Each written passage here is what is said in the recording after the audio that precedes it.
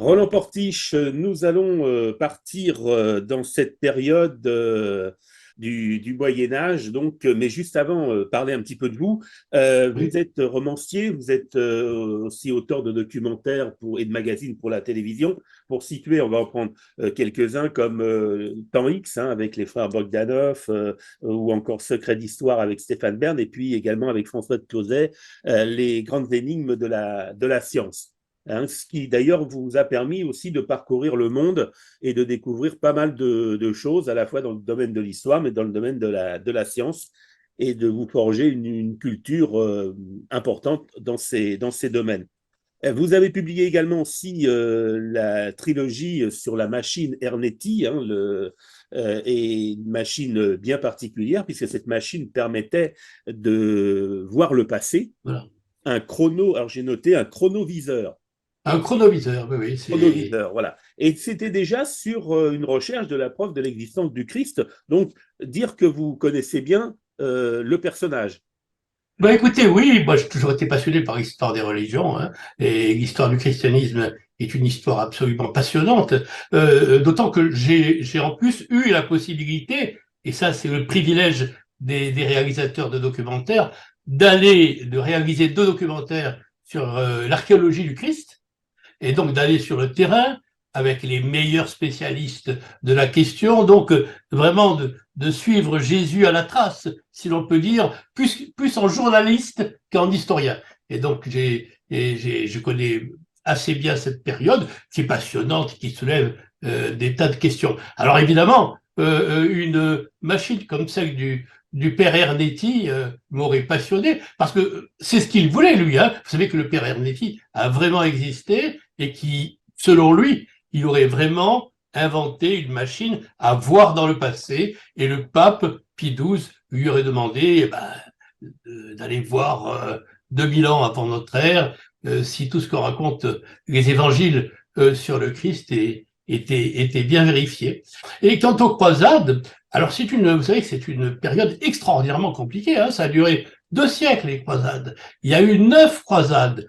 Et quand vous vous lancez là-dedans, je connaissais pas grand-chose. Moi, je connaissais des croisades, ce que tout le monde à peu près connaît. Et donc, je me suis informé, comme je m'informe quand je fais une émission de télévision, en lisant des livres, en lisant. Alors, en l'occurrence, il y a un livre somme d'environ 1000 pages de René Grousset, qui est un grand historien français et qui est vraiment le grand spécialiste des croisades. Il est mort aujourd'hui. Et j'ai essayé de comprendre un peu ce dont il s'agissait, surtout que ce qui m'intéressait, moi, c'était une période assez peu connue de l'histoire des croisades, c'est-à-dire la fin, la toute fin, quand les croisés sont réduits, sont prisonniers d'une seule ville, qui est Saint-Jean d'Acre, alors qu'ils sont entourés par des ennemis, aussi bien les ennemis musulmans que les Mongols, puisque c'est une chose qu'on ignore, c'est que vers la fin, les Mongols ont mené leur conquête jusqu'en Palestine, et qu'il y avait un khanat mongol de Perse. En plus, l'empire latin de Jérusalem, enfin de Jérusalem, de Saint-Jean d'Acre, qui était assiégé par 200 000 Mamelouks. Hein. C'est une période où la ville était plongée dans le chaos.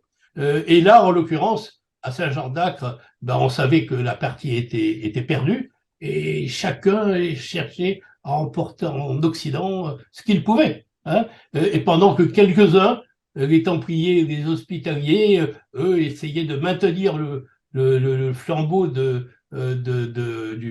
royaume chrétien de Jérusalem, mais sans beaucoup d'espoir. Et donc cette période très chaotique était très propice à l'apparition de, de, de, de quelque chose d'assez étonnant qui m'a passionné, c'est les trafiquants de reliques. Parce que toute l'histoire du livre tourne autour effectivement de ce trafic à travers une histoire qui démarre un peu comme un fait divers. Un jeune noble écossais a disparu, il est parti, mais sa sœur n'a plus de nouvelles, et donc elle décide d'aller voir ce qu'il est devenu. Et on va s'apercevoir, alors la sœur, elle a du caractère, hein, Oui, civil. Sibylle, hein, voilà, oui, oui. Oui, Sa coquine, si je puis dire, de façon tout à fait noble, avec un chevalier qui est Ulysse, Ulysse Cameron de Basse, et son écuyer. Hein, Constantin Stono-Arménien.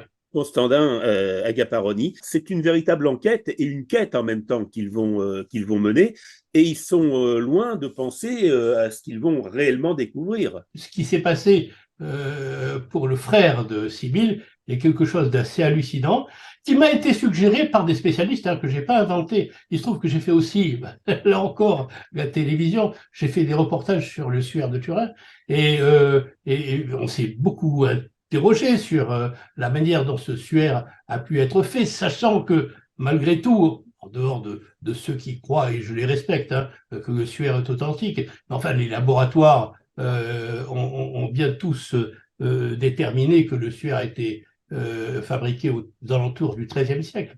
Donc, à partir de là, comment a-t-il pu être fait?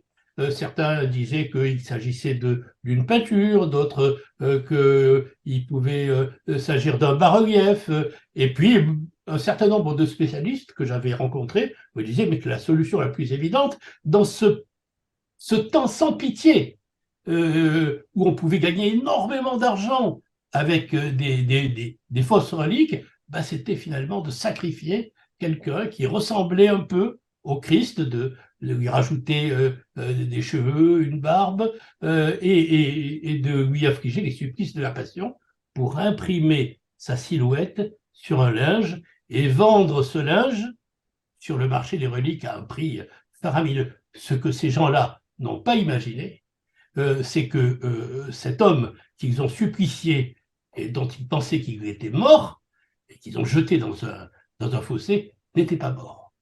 Il est vivant et il va essayer de rentrer chez lui.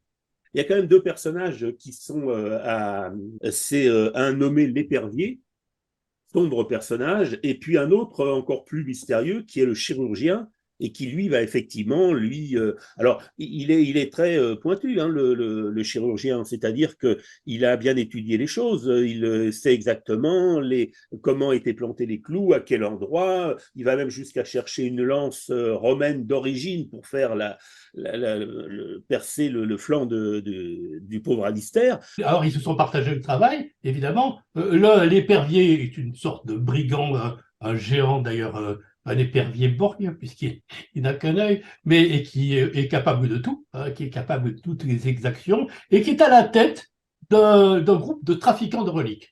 Donc ils ont récupéré plein de reliques au moment, vous savez qu'il y a eu, en 1204, il y a eu le sac de Constantinople, et pendant ce sac de Constantinople, où des chrétiens se sont battus contre d'autres chrétiens, on a volé énormément de reliques, parce que là, une des grandes richesses de Constantinople, c'était d'avoir une masse absolument incroyable de reliques dans un certain nombre d'églises. Alors lui a récupéré un certain nombre de ces reliques volées à Constantinople, et puis il se lance dans le chef-d'œuvre de sa vie, qui est la fabrication de ce faux suaire. Et alors lui, évidemment, il est prêt à tout, à sacrifier n'importe qui, et il s'adjoint évidemment une sorte de scientifique pour que ça soit très très bien fait, qui est ce fameux chirurgien qui lui a bien étudié la question, sait très bien comment il faut faire pour que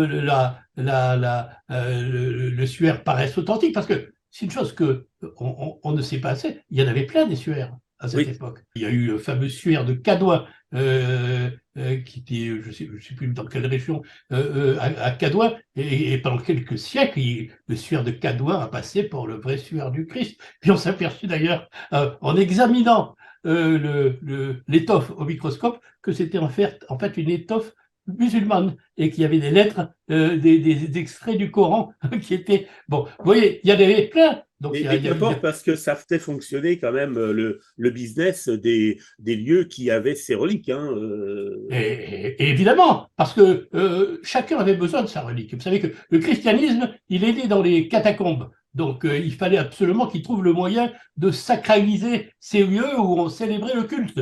Alors, au début, c'était les martyrs.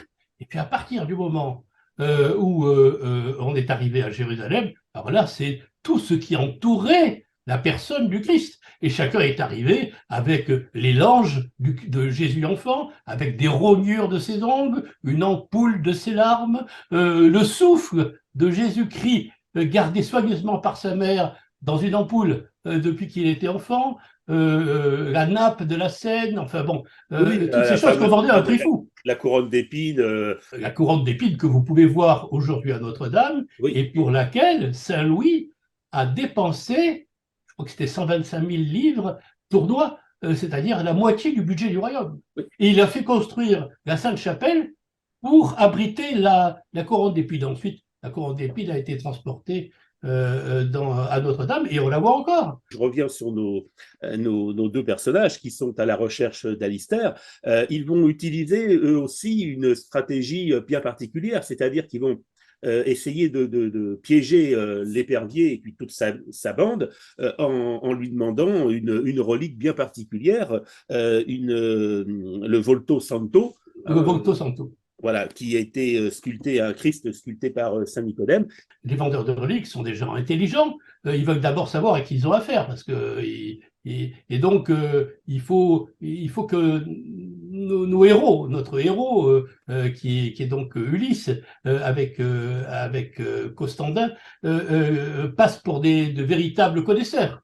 Et donc il y a tout un apprentissage que ces personnages font auprès des vendeurs de reliques pour savoir ce qui est faux, ce qui n'est pas faux, et donc pour approcher de plus près l'épervier, qui lui ne vend que le nec plus ultra des reliques, et qui les emmène donc dans un village abandonné à Haute-Galilée, où il a gardé tous ses trésors, et parmi ces trésors, il y a ce fameux suaire qu'il déploie devant Ulysse et Sibylle. Et Sibylle reconnaît le visage de cet homme qui est sur le linge et qui est son frère. Et elle a un mal fou à pas hurler. Mais il faut qu'il se retienne. Et donc, la suite, je ne la dévoile pas. La suite, on ne la dévoile pas parce qu'ils vont aller encore plus loin que Oh là là, oui. Voilà, donc pour connaître effectivement le secret qui se cache dans le bouquin déjà, et puis dans ce célèbre linceul du suaire, bon, on ne va pas dire ce qui se passe avec ce faux suaire à la Non, fin. il y a un retournement à la fin, mais il faut surtout pas le dire. Mais il ne faut surtout pas le dire, il faut le lire.